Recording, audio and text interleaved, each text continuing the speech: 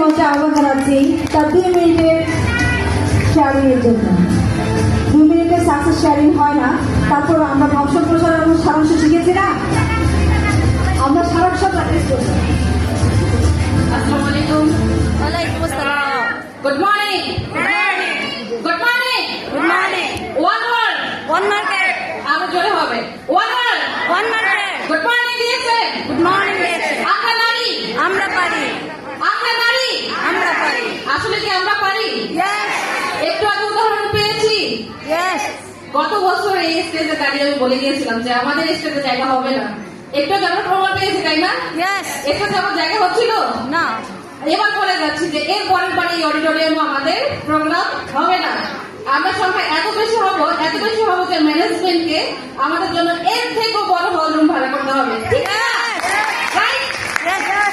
তো অসংখ্য ধন্যবাদ জানাবো আমাদের ডিএসএল কান্ট্রি ম্যানেজার স্যারকে এবং পাশাপাশি ম্যানেজমেন্টকে যে আমাদের নারী উদ্যোক্তাদের জন্য এত অসাধারণ একটা প্রোগ্রাম অ্যারেঞ্জ করেছেন। প্রত্যেক বছর এই প্রোগ্রামটা আমাদের হয়।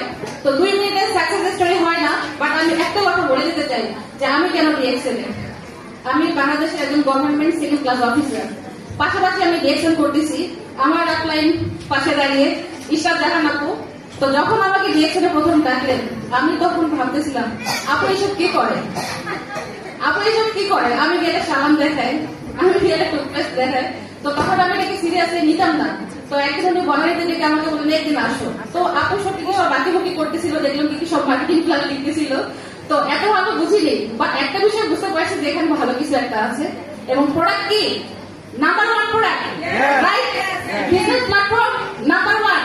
এখানে শুধু দেশের থেকে এমনকি বিদেশ থেকে আর্নিং নিয়ে আসতে পারবো, এই বিষয়টা আমার মাথার মধ্যে সেটা হলো। কারণ আমার সবসময় টার্গেট ছিল দেশের বাইরে যাওয়া, কারণ আমার প্রফেশনটা এমন, দেশের বাইরে প্রচুর অপরচুনিটি। তো আলহামদুলিল্লাহ এখন আমি বাংলাদেশে বসে 35টা দেশ থেকে ইনকাম নিয়ে আসি। তো আপনারা চান কিনা? তো এই জায়গা থেকে আমি বলবো যে আমি সবসময় চেষ্টা করছি স্বাবলম্বী নারী হওয়ার জন্য। তো ডিএক্সএল এমন একটা প্ল্যাটফর্ম, আপনি যেই প্রফেশনালি হন না কেন, আপনার শিক্ষা ব্যাকগ্রাউন্ড দেখবে না, আপনার টাকা পয়সা আছে কিনা দেখবে না, আপনার এক্সপিরিয়েন্স আছে কিনা দেখবে না, টোটালি জিরো থেকে হিরো হওয়ার মতো একটা প্ল্যাটফর্ম হলো ডিএক্সএল।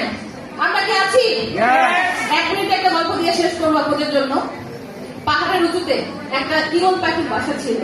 তো সেই ঈগল পাখি সেই বাসায় 3টে ডিম দিল। তো সেই 3টে ডিম থেকে ঝড়ের মধ্যে একটা ডিম গড়িয়ে পাহাড়ের সমতলে এলো। তো সেই পাহাড়ের সমতলে ছিল আবার একটা মুরগির বাসা।